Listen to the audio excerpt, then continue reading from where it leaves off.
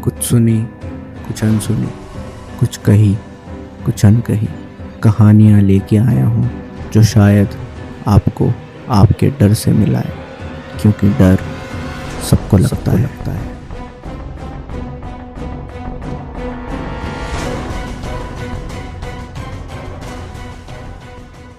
पीयूष और जय शहर की भागदौड़ से तंग आ गए थे और वहाँ से कहीं जाना चाहते थे छुट्टियों के लिए। वो एक शांति भरी जगह जाना चाहते थे, कोई गांव जो शहर और उसकी दिक्कतों से बिल्कुल दूर। पर हमेशा उनका प्लान कैंसिल हो जाया करता था, कभी नौकरी की वजह से, कभी घर की दिक्कतों की वजह से। पर आखिरकार इतनी मुश्किलों के बाद भी वो दोनों छुट्टियों पर जाने का प्लान बना ही लेते हैं। उन्हें एक जगह के बारे में पता चलता है जो शहर से ज़्यादा दूर भी नहीं होती, और वहाँ शायद वो शांति थी जिसे वो ढूंढ रहे थे। इसलिए एक शुक्रवार अपना काम जल्दी ख़त्म करके वो उस गांव की तरफ अपनी गाड़ी बढ़ा देते हैं। कुछ ही समय पर उनकी गाड़ी हवा से बातें कर रही होती है और दोनों थोड़ी देर में ही शहर के बाहर वाले रोड पर होते हैं। पर इतनी रात होने के बाद भी उस रोड पर काफ़ी जाम होता है।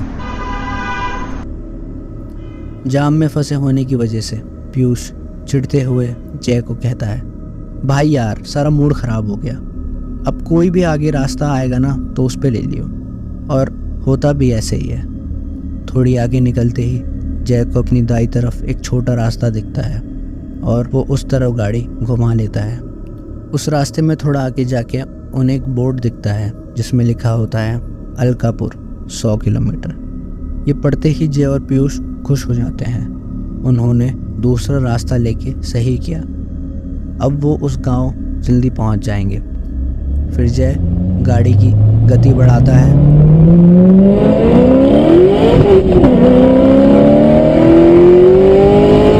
और वो उस रास्ते पर चलने लगते हैं। वो एक सीधा रास्ता होता है जिसकी दोनों तरफ सिर्फ जंगल और जंगल ही होता है। कोई मोड़ नहीं, कोई घुमाव नहीं। करीब 1 घंटे बाद पीयूष कुछ बाहर देखता है और वो एकदम से जय को कहता है, भाई गाड़ी रोक। ये सुनते ही जय एकदम से गाड़ी रोकता है और उससे पूछता है, क्या हुआ? जिसके जवाब में पीयूष कहता है, जब इस रास्ते पे हमने चलना शुरू किया था तो 5 मिनट के अंदर अंदर ही मैंने कब्रिस्तान देखा था और अभी मैंने वही कब्रिस्तान फिर से देखा है। जय को इस बात पर कोई विश्वास नहीं होता। वो बोलता है, अरे भाई वो कोई दूसरा कब्रिस्तान होगा, ये कोई दूसरा कब्रिस्तान है। पर पीयूष आगे बोलता है, नहीं ये वही है। वही बोर्ड, वही कब्रिस्तान और उसके आगे वही एक कमरा जिसकी बत्ती जली हुई है, ये वही है। पर असल में तो सोचने वाली बात ये है कि जब पूरा रास्ता सीधा था और हम कहीं नहीं मुड़े, सिर्फ सीधा चलते रहे, तो एक कब्रिस्तान दोबारा आया कैसे? और पीयूष यही सोच सोच के परेशान हो रहा होता है। फिर भी जय को यही लगता है कि ये कोई दूसरा कब्रिस्तान है। पर हाँ, उसके जहन में भी ये बात चल रही होती है कि करीब 1 घंटे से वो इस रास्ते पर चल रहे होते हैं और रोड की दोनों तरफ सिर्फ जंगल ही जंगल होता है। कोई दुकान, कोई मकान, कुछ नहीं, जंगल और या तो ये कब्रिस्तान। अब दोनों को लग रहा होता है कि वो खो गए हैं। दोनों अपना मोबाइल निकालते हैं पर उनके दोनों के फ़ोन पर कोई सिग्नल नहीं होता। फिर वो ये फैसला करते हैं कि वो दोनों उस कब्रिस्तान की तरफ जाएंगे और वहाँ जो भी उस कमरे में होगा उससे मदद मांगने की कोशिश करेंगे। गाड़ी कब्रिस्तान के ज़्यादा आगे नहीं होती तो जय गाड़ी पीछे करता है और थोड़ी देर में ही वो कब्रिस्तान आ जाता है। फिर दोनों गाड़ी से उतरते हैं और कब्रिस्तान की तरफ जाने लगते हैं।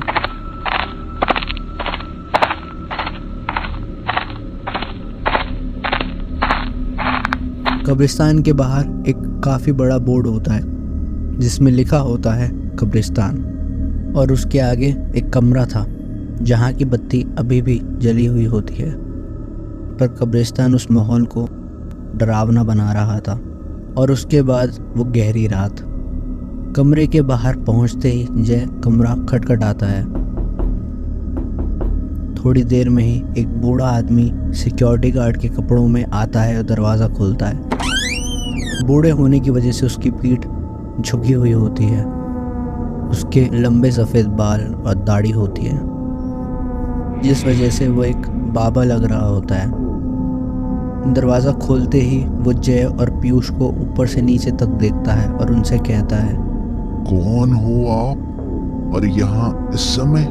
फिर पीयूष और जय बूढ़े को सब बताते हैं कि कैसे वो अलकापुर जाने के लिए निकले थे, पर बीच रास्ते में ही शायद खो गए। ये सुनते ही बूढ़ा उन्हें बोलता है, आप लोग सही हैं, आप खो गए हैं। अलकापुर यहाँ से दूसरी तरफ है, ये नायकापुर है। फिर जय उस बूढ़े को कहता है, बाबा तो यहाँ से निकलने का रास्ता क्या है? जिसके जवाब में बूढ़ा कहता है, रास्ता तो यहीं पास में है, पर इतनी घनी रात में आप लोगों को उस रास्ते का पता नहीं चलेगा। आप लोग एक काम करो, आज रात यहीं गुजार लो मेरे कमरे में, और कल सुबह सूरज की पहली किरण के साथ यहाँ से निकल जाना। सुबह यहाँ से निकलना आसान होगा। जिसके जवाब में पीयूष कहता है, नहीं नहीं बाबा, आप क्यों परेशानी उठा रहे हो? हम अभी यहाँ से निकल जाएंगे, आप बस रास्ता बता दो कहाँ से है। जिसके जवाब में बूढ़ा आगे बोलता है, मैं आप लोगों से इसलिए भी अभी जाने के लिए मना कर रहा हूँ क्योंकि ये जगह भूतिया है। इस जगह और इस रास्ते से कई किस्से और कहानियां जुड़ी हुई हैं, इसलिए बेहतर होगा कि आप लोग यहीं रुक जाओ। पीयूष और जय एक दूसरे को देखते हैं। ये सुन के दोनों ही थोड़ा डर जाते हैं और फिर वो यही फैसला करते हैं कि यहाँ से सुबह निकलना ही ठीक रहेगा। फिर बूढ़ा उन्हें अपने कमरे के अंदर आने का इशारा करता है। कमरा अंदर से बिल्कुल अलग होता है। बाहर से वो पुराना लगता है पर अंदर से एकदम नया। उस कमरे में एक तरफ आग जल रही होती है और दूसरी तरफ 2 पलंग लगे हुए होते हैं और बीच में एक मेज़ और 2 कुर्सी। वो एक सिक्योरिटी रूम के हिसाब से काफ़ी बड़ा और अच्छा होता है। फिर बूढ़ा उन्हें आग के पास बैठने का इशारा करता है क्योंकि शायद वो रात आम रातों से थोड़ी ज़्यादा ठंडी थी। वो दोनों वहाँ बैठ जाते हैं। इसके बाद बूढ़ा उनको बोलता है, मेरा नाम श्याम है। मैं इस शमशान का रात का चौकीदार हूँ और सुबह दूसरा। हम दोनों इस कमरे का इस्तेमाल करते हैं। तुम दोनों यहाँ पर सो सकते हो। जब सुबह होगी तो तुम यहाँ से निकल जाना। ये बोल के बूढ़ा उन दोनों को कमरे में छोड़कर वहाँ से निकलने लगता है कि तभी पीयूष पीछे से कहता है, बाबा अगर आपके पास समय हो और आप बुरा ना माने तो क्या आप बता सकते हैं कि क्या कहानी और किस्से हैं इस जगह की, और आपको डर नहीं लगता? ये सुन के बूढ़ा धीमे से घूमता है और हाँ में सर हिलाता है और अपने छोटे किचन की तरफ जाने लगता है। फिर वो चाय बनाने लगता है और चाय बनाते बनाते कहना शुरू करता है, पता नहीं क्या सच और क्या झूठ है। कई सारी अफवाहें जुड़ी हैं इस जगह से। कोई कुछ बताता है, कोई कुछ समझता है। सबका अलग अलग मानना है, पर ये है जो भी ये रास्ता इस्तेमाल करता है वो मर जाता है, और अगर कोई बच जाता है तो वो सदमे में चला जाता है या पागल हो जाता है। ये बोल के बूढ़ा मुड़ता है और पीयूष और जय के सामने एक एक कप चाय रख देता है। फिर खुद एक कप चाय पकड़कर उनके साथ ही आग के पास बैठ जाता है। फिर बूढ़ा आगे कहने लगता है, पर पता नहीं ये सब कहाँ से शुरू हुआ। कौन सी थी वो पहली कहानी या क्या घटना थी इसके बाद ये सब शुरू हुआ। मैं तुम्हें वो सुनाता हूँ जो मुझे अपने बाबा से सुनने को मिली थी। फिर बूढ़ा उन्हें काफ़ी पुरानी कहानी सुनाता है। बूढ़ा कहता है, एक तांत्रिक हुआ करता था जो अमर होना चाहता था। वो मौत को भी हराना चाहता था, तो उसने लाशों को चुराना शुरू किया। अपनी तंत्र मंत्र की शक्ति से मौत पर विजय पाने की कोशिश करी। कुछ लोगों का तो ऐसा भी मानना था कि वो शैतान की भी पूजा करता था। पर फिर क्या था, लोगों को इसके बारे में पता चल गया। पर इससे पहले कोई कुछ भी कर पाता, वो तांत्रिक हमेशा हमेशा के लिए गायब हो गया। किसी को नहीं पता चला कि उसके साथ क्या हुआ। पर तब से ही इस शमशान से कहीं अफवाहें आने लगी। जो यहाँ से निकलता था वो मरने लगा, तो लोगों ने इस रास्ते का इस्तेमाल करना बंद कर दिया। पर मेरी मानो तो मुझे नहीं पता कि इन बातों में कितनी सच्चाई है, क्योंकि मेरे सामने ऐसा कुछ नहीं हुआ, ना मेरे साथ। कहानी ख़त्म होती है। पीयूष और जय एक दूसरे को देखते हैं। उन दोनों को पता होता है कि वो दोनों अब डर चुके हैं, पर वो कुछ नहीं कहते। अब उन दोनों को वो कमरा और भी डरावना लगने लगता है। वो दोनों इसके बाद अपनी चाय ख़त्म करते हैं और बूढ़ा अपनी चाय ख़त्म करता है और वहाँ से निकलने लगता है। कमरे से बाहर कदम रखने से पहले बूढ़ा पीछे देखता है और कहता है, डर उन्हें लगता है जिन्हें मौत का सामना करना हो। इस बार बूढ़े की आवाज़ थोड़ी ज़्यादा भारी होती है और ये बोल के वो कमरे से बाहर चले जाता है। पीयूष और जय इसके बाद भी कुछ बात नहीं करते, बस दोनों एक एक पलंग पर लेट जाते हैं और सोने की कोशिश करते हैं। पर उन दोनों में से किसी में भी इतनी हिम्मत नहीं होती कि उस कमरे की बत्ती बंद कर दे। दोनों बत्ती जलाकर ही सो जाते हैं।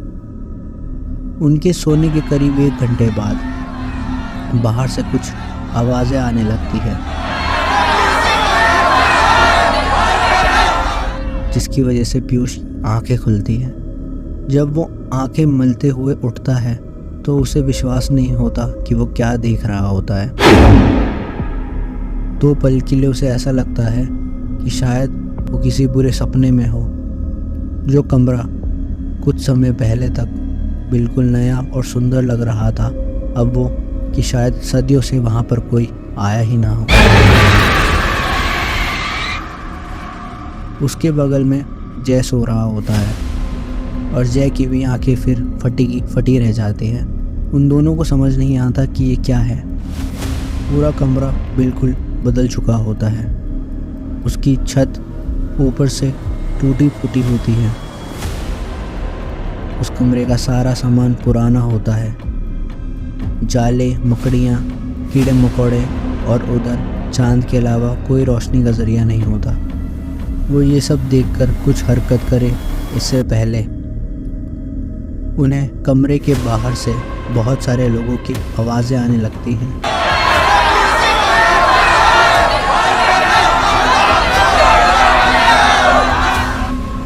कुछ समय बाद ही ऐसा लगता है कि काफ़ी सारे लोगों की भीड़ ने उस कमरे को घेर लिया हो। कई सारे लोग दरवाजे को पीटना शुरू कर देते हैं।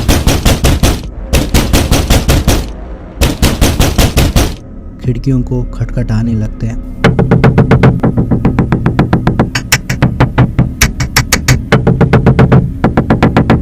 उन दोनों को समझ नहीं आता कि उनके साथ ये क्या हो रहा है।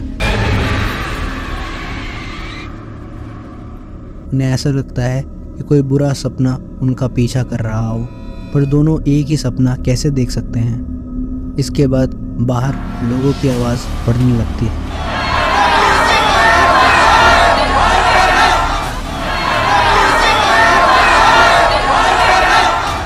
ऐसा लगता है कि लोगों का गुस्सा अब बढ़ रहा है।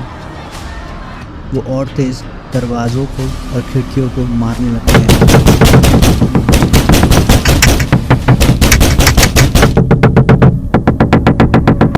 वो आवाज़ काफ़ी बढ़ जाती है।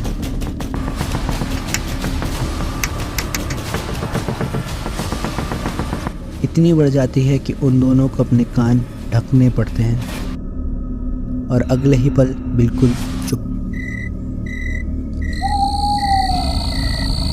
एकदम से इतनी शांति हो जाती है, उन दोनों को अपने दिल की धड़कन भी सुनाई देने लगती है। बाहर ऐसा सन्नाटा हो जाता है कि वहाँ कभी कोई था ही नहीं। उन्हें बस उस गहरी रात की और जंगल की आवाज़ें अब आ रही होती हैं। अभी भी कुछ समझ नहीं आता, पर दोनों का डर से बुरा हाल होता है और उन्हें इस बात पर यकीन हो जाता है कि जो भी उनके साथ हो रहा होता है वो बिल्कुल सच है। अभी भी उनके फ़ोन पर कोई सिग्नल नहीं होता, पर डर की हालत में वो दोनों ये फैसला नहीं कर पाते कि उन्हें बाहर जाना चाहिए या नहीं। पीयूष डरते डरते बाहर जाने का इशारा करता है उन दोनों को, पर जय सर ना में हिलाता है। इससे पहले कि वो कुछ फैसला करे, वो देखते हैं कि कहीं से कमरे में आग लगी है। शायद किसी ने बाहर से लगाई हो। फिर अपनी जान बचाने के लिए वो दोनों उस कमरे से बाहर निकलते हैं।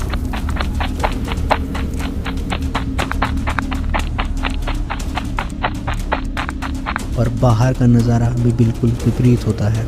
कब्रिस्तान अब और डरावना लग रहा होता है। उसके आगे कोई बोर्ड नहीं होता, उसकी कब्रें खाली होती हैं और बहुत पुरानी होती हैं। वहाँ कोई चौकीदार नहीं होता और ना ही कोई और। वो कमरा बाहर से भी और पुराना लगने लगता है। वो दोनों वहाँ से भागने लगते हैं और अपनी गाड़ी की तरफ पहुँचते हैं। दूर दूर तक जंगल और कोहरे के अलावा उन्हें कुछ नहीं दिखता। दोनों जल्दी से गाड़ी में बैठते हैं और जय हवा की गति से उस सीधे रास्ते पर गाड़ी भगा देता है।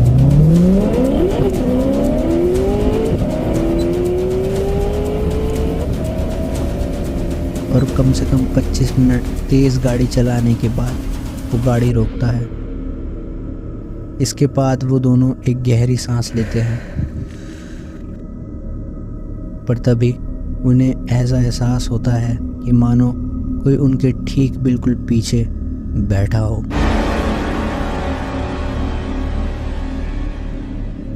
और उसने भी एक लंबी सांस ली हो। ये सुनते ही उनका खून बिल्कुल ठंडा हो जाता है।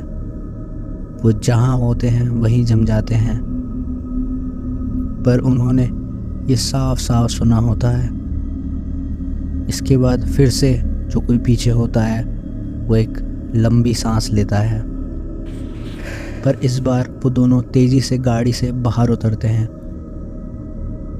और पीछे देखते हैं, पर उस समय पीछे कोई नहीं होता। पर इसके बाद वो जो बाहर देखते हैं वो उनके लिए भ्रम और असलियत का फ़र्क ख़त्म कर देती है, क्योंकि उनकी गाड़ी 1 इंच भी आगे नहीं बढ़ी होती।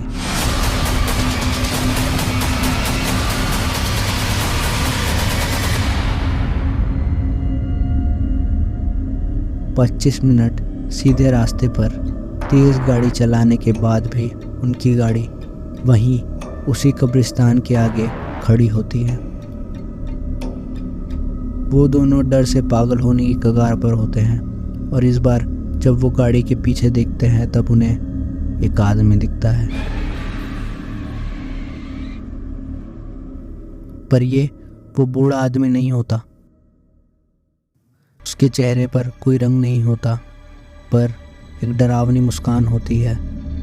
उसकी आंखें अंदर तक धंसी हुई होती हैं, पर पता नहीं कैसे एक ही समय पर वो पीयूष और जय दोनों को देख रहा होता है। ये देखकर वो दोनों गाड़ी से दूर हो जाते हैं और पैदल उस जगह से भागने लगते हैं।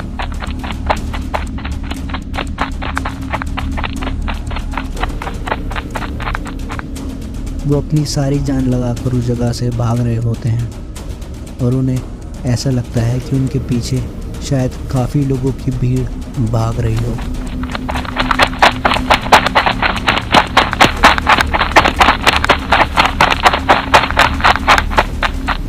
इसके बाद वो डर की हालत में उस रास्ते पर अंधाधुंध भागने लगते हैं, पर तभी पीयूष किसी वजह से नीचे गिर जाता है। ये सुन के जय रुकता है और पीयूष को उठाने के लिए पीछे घूमता है, पर जो वो देखता है वो शायद उसे सच में पागल करने के लिए काफ़ी था। उसे पीयूष रोड पर गिरा दिखता है, पर रोड के बगल में वही कब्रिस्तान और वही कमरा होता है।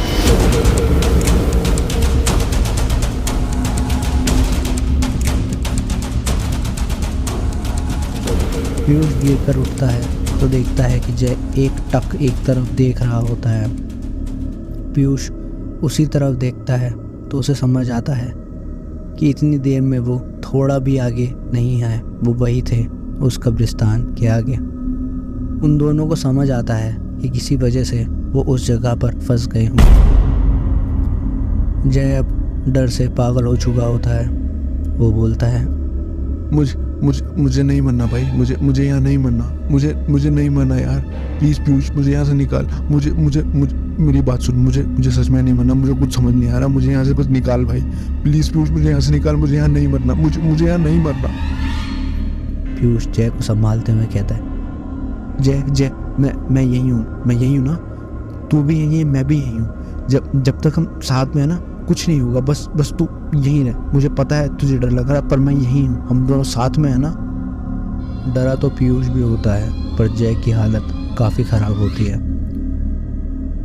फिर जय बोलता है, एक तरीका है पीयूष, एक तरीका है इससे निकलने का, मुझे समझ आ गया, एक ही तरीका, जंगल तरीका है, जंगली तरीका है, जंगल की तरफ भागते हैं पीयूष, जंगल की तरफ भागते हैं पीयूष, वो एक तरीका है, मैं तुझे कह रहा हूँ, जंगल की तरफ भागते हैं, जंगल ही एक तरीका है, जंगल ही एक तरीका है। पीयूष जय को समझाने लगता है, जय शांत हो जा, जय शांत हो जा, मुझे पता है तू काफ़ी डर गया है पर शांत हो जा, प्लीज़ शांत हो जा, हम निकलेंगे यहाँ से, हम यहाँ से निकलेंगे, यहाँ नहीं फंसेंगे, तू शांत हो जा। लेकिन पर इससे पहले पीयूष आगे कुछ बोले, जय जंगल की तरफ भागने लगता है और पीयूष उसे पकड़ने की भी कोशिश करता है, पर जय पीयूष को धक्का देकर जंगल की तरफ काफ़ी तेज़ निकल जाता है और भागते भागते भी वो ये कहता है, आजा पीयूष, आजा, यही रास्ता है, जंगली रास्ता है, आजा पीयूष, जंगली रास्ता है पीयूष, जंगली रास्ता है पीयूष, आजा। पीयूष पीछे से जय को बुलाता रह जाता है, पर जय जंगल और उस घने अंधेरे में कहीं खो जाता है। इसके बाद पीयूष उस जगह पर अकेला रह जाता है, पर उसे महसूस ये हो रहा होता है कि उस जगह उसके साथ काफ़ी लोग हैं। उसे समझ नहीं आता कि वो क्या करे, वो बस इस जगह से निकलना चाहता था, पर अब उसकी हिम्मत भी जवाब दे देती है। उसकी आंखों के सामने अंधेरा छाने लगता है, वो नीचे गिर जाता है और जैसे जैसे उसकी आंखें बंद होने लगती हैं उसे वही आदमी दिखता है जो उसे अपनी गाड़ी में दिखा था, पर इस बार उसकी मुस्कान और भी खौफनाक होती। अगले दिन सूरज की रोशनी के साथ पीयूष की आंखें खुलती हैं। वो जब उठता है तो वो उसी रोड पर वही पड़ा हुआ होता है। वो कब्रिस्तान और वो कमरा अभी भी वैसे ही होते हैं। वो आसपास देखता है और वो वहाँ अकेला होता है। कल रात की सारी बातें उसे एक बुरा सपना लगती हैं, पर वो सच थी। जय सच में जंगल में कहीं खो गया था, पर पीयूष को अभी भी अकेले जंगल में जाने से डर लग रहा था, इसलिए वो अपनी गाड़ी की तरफ भागता है और ये सोचता है कि पहले वो यहाँ से निकलेगा और फिर लोगों के साथ आके जय को ढूंढेगा। फिर अपनी गाड़ी में बैठता है और वहाँ से फिर से निकलने की कोशिश करता है। और इस बार सच में 2 मिनट बाद ही एक गांव आ जाता है। जय को इस बात पर विश्वास नहीं होता। उस गांव में कुछ लोग एक चाय की दुकान पर बैठकर बातें कर रहे होते हैं। ये देखकर जय अपनी गाड़ी वहीं रोकता है और जल्दी गाड़ी से उतरकर उनकी तरफ भागने लगता है। उसकी ऐसी डरी हुई हालत देखकर उस दुकान के आसपास के सारे लोग उसके पास आ जाते हैं और उनमें से एक आदमी बोलता है, अरे अरे अरे साहब, क्या हुआ? कहाँ से भागे भागे आ रहे हैं आप? और इतने डरे हुए क्यों लग रहे हैं? पर पीयूष इतना डरा हुआ होता है कि उसकी हलक से कोई आवाज़ ही नहीं निकलती। उसे अभी भी यकीन करने में मुश्किल हो रही होती है। इसलिए वो लोग उसे उस चाय की दुकान पर ले जाते हैं और वहाँ बिठाते हैं। कुछ वक्त शांत होने के बाद पीयूष उन लोगों को सब कुछ बताता है कि जो भी उसके साथ साथ हुआ, वो चौकीदार, उसकी वो तांत्रिक वाली कहानी और कैसे उसका दोस्त जय जंगल में खो गया और उसे उनकी मदद चाहिए उसे ढूंढने के लिए। ये सुन के अब उन लोगों के चेहरों का रंग उड़ गया था। उन्हें विश्वास नहीं हो रहा था कि ये जिंदा कैसे बच गया। और ये तांत्रिक वाली कहानी तो उन्होंने भी पहली बार ही सुनी थी। फिर उनमें से एक आदमी पीयूष को एक दूसरी कहानी सुनाता है। वो कहता है, काफ़ी समय पहले इस कब्रिस्तान से लाशें गायब हो रही थी, पर ऐसा क्यों हो रहा था और कैसे हो रहा था, इसके बारे में किसी को कुछ नहीं पता। इसलिए लोगों ने इस कब्रिस्तान पे लाशें दफनाना बंद कर दिया और इसलिए इस कब्रिस्तान को आधा कब्रिस्तान भी कहते हैं।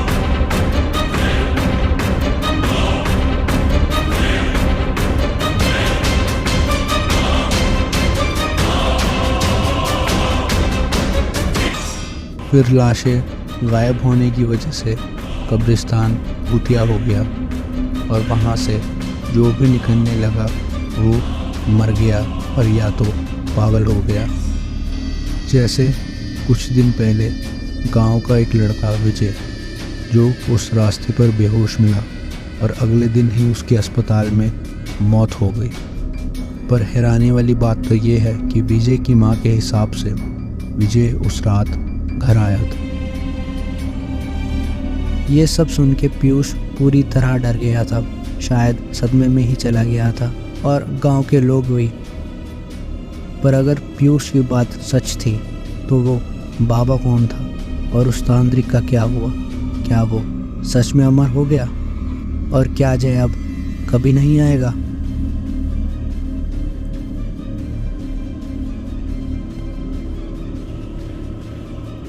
इस हादसे के अगले दिन ही पीयूष को शहर वापस भेज दिया गया, पर वो कभी इस हादसे से बाहर नहीं निकल पाया और इसके 2 दिन बाद ही गांव के लोगों को जय की लाश मिली उसी जंगल में।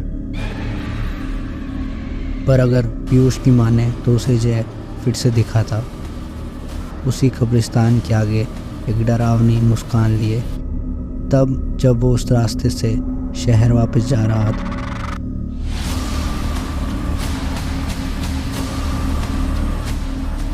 अलकापुर यहाँ से ज़्यादा दूर नहीं है। क्या आप वहाँ जाएंगे?